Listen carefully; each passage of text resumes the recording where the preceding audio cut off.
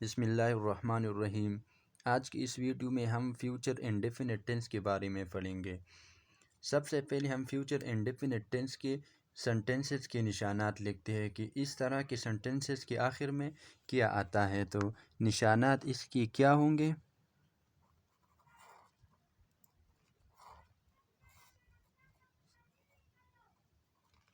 Future indefinite tense की जुमलों के आखिर में गा, गे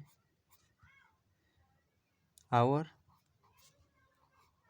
गी आता है। फ्यूचर इंडेफिनिट टेंस के जुमलों के आखिर में गा, गे एंड गी आता है। फिर इसके बाद हम फ्यूचर इंडेफिनिट टेंस के जुमलों के बनाने का तरीक़ाकार लिखते हैं। अब तो हमने तो जान लिया कि ये फ्यूचर इंडेफिनिट टेंस है अगर इसके आखिर में गा, गे या गी है। तो फिर इसके बनाने का तरीक़ाकार क्या होगा कि हम किस तरह फ्यूचर इंडेफिनिट टेंस के एक सेंटेंस को उर्दू से इंग्लिश में ट्रांसलेट करते हैं। तो बनाने का तरीक़ाकार क्या होगा इसका?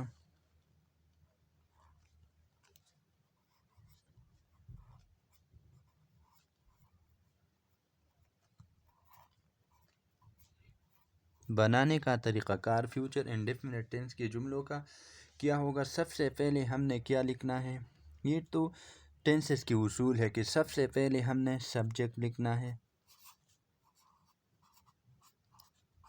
सबसे पहले सब्जेक्ट लिखना है। सब्जेक्ट तो आप सब जानते होंगे जिसके ज़रिए काम किया जाता है।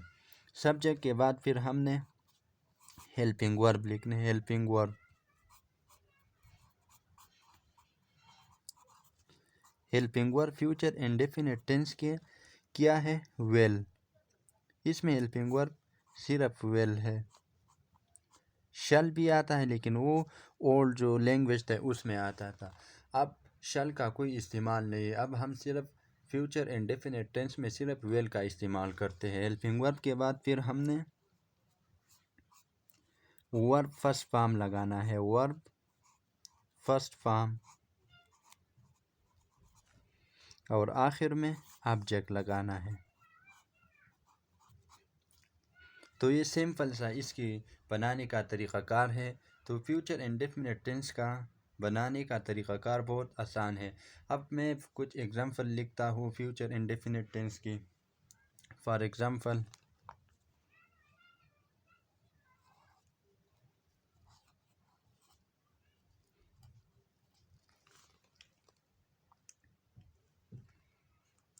मैं एक मिसाल लिखता हूँ, वो स्कूल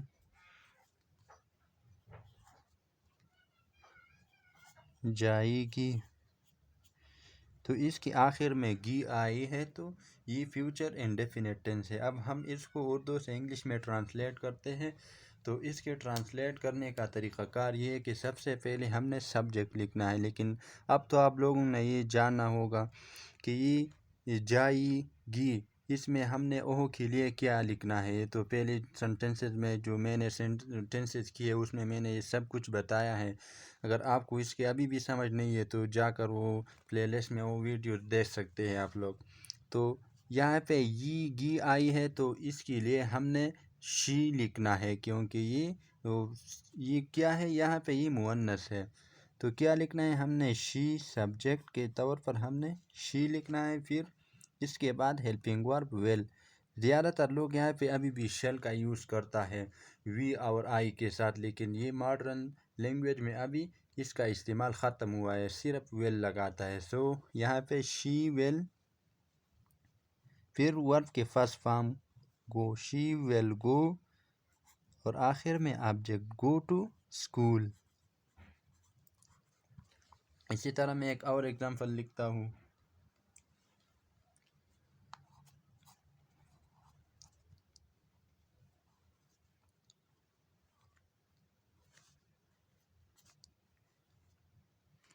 हम सबक याद करेंगे। तो इसके आखिर में गे आए हैं तो ये फ्यूचर इंडेफिनिट टेंस है।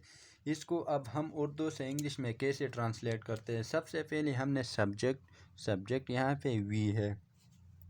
तो मैंने पहले ये बताया कि वी और आई के साथ जो ओल्ड लैंग्वेज है इसमें लोग शल का इस्तेमाल करते थे, लेकिन अब हम नहीं करते हैं। ये मॉडर्न लैंग्वेज है। इस वी के साथ फिर भी हमने वेल लगाना है। सो हेल्पिंग वर्ब के तौर पर यहाँ पे वेल आएगा। वी वेल याद करने के लिए हमने क्या लिखना है, लर्न। वी विल लर्न और आखिर में ऑब्जेक्ट द लेसन। इसी तरह एक और एग्जाम्पल मैं लिखता हूँ।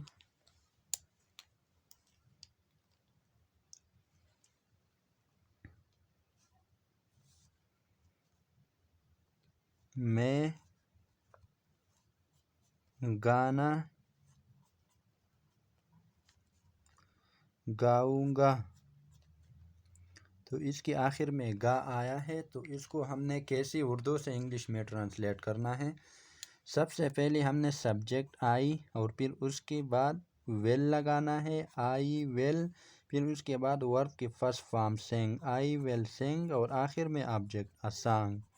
तो ये फ्यूचर इंडेफिनिट टेंस की पॉजिटिव सेंटेंसेस हो गई। अब हम फ्यूचर इंडेफिनिट टेंस की नेगेटिव सेंटेंसेस लिखते हैं। नेगेटिव की अगर इसमें नहीं आया तो फिर अब हम इसको उर्दू से इंग्लिश में कैसे ट्रांसलेट करते हैं। नेगेटिव सेंटेंसेस, नेगेटिव सेंटेंसेस का तरीक़ाकार सेम है, लेकिन इसमें एक चीज़ हमने एडिशनल लिखनी है। उसके बनाने का तरीक़ाकार क्या होगा, बनाने का तरीक़ाकार क्या होगा, वही पुराना। सबसे पहले हमने सब्जेक्ट लगाना है, सब्जेक्ट, फिर हमने वेल लगाना है, वेल के बाद नाट। यहाँ पे ये चीज़ हमने सिर्फ इजाफी लगाना है, नाट, और उसके बाद वर्ब फर्स्ट फॉर्म और आखिर में ऑब्जेक्ट लगाना है। तो ये वही पुराना सेम तरीक़ाकार है।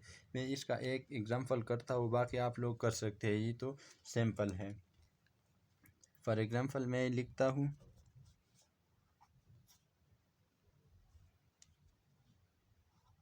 किया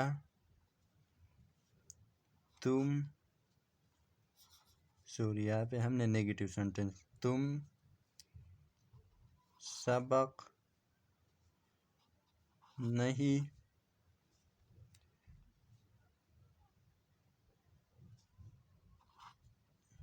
याद करेंगे।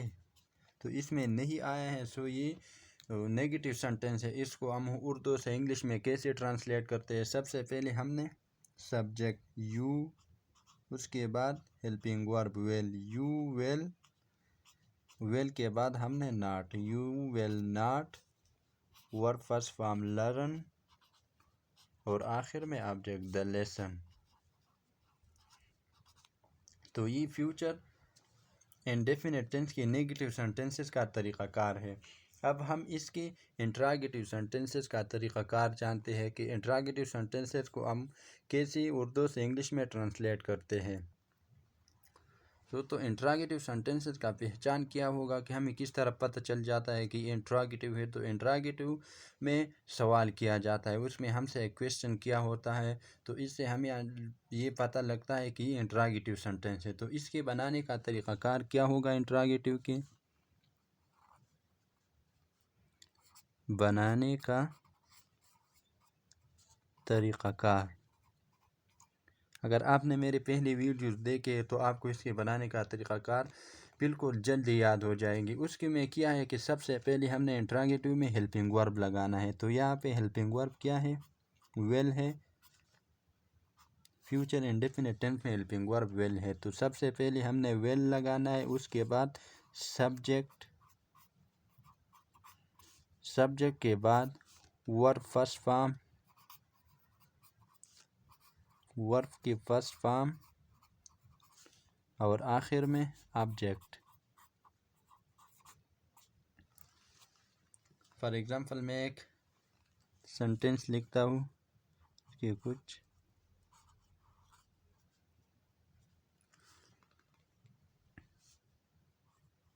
किया, ओहो कपड़े दोगी। तो इसमें सवाल हुआ है कि क्या वो कपड़े दोगी, तो इसको हमने कैसे उर्दू से इंग्लिश में ट्रांसलेट करना है। सबसे पहले हमने हेल्पिंग वर्ब वेल, उसके बाद शी वेल शी, धोना के लिए verb wash well she wash the clothes, और आखिर में साइन ऑफ इंटरोगेशन। इसी तरह मैं एक और एग्जांपल लिखता हूँ। किया ओहो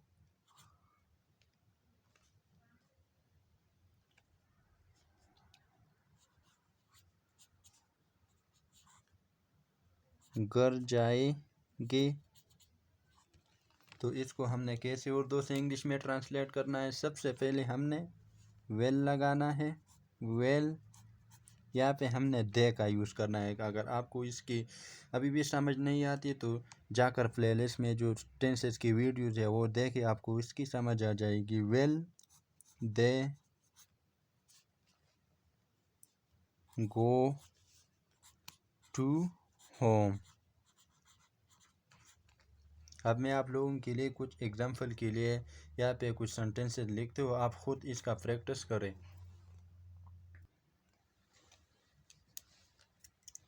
ये आप लोगों के लिए होमवर्क है आप लोगों की। किया ओहो एक खत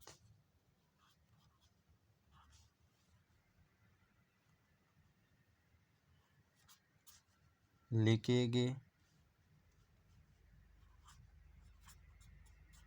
इसी तरह एक और,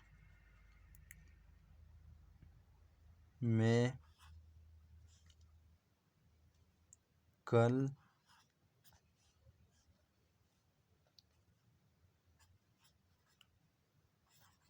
आऊँगा। हम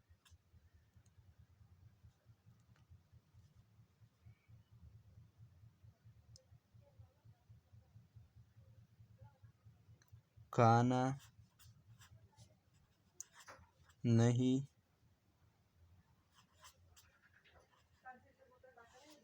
खाएंगे।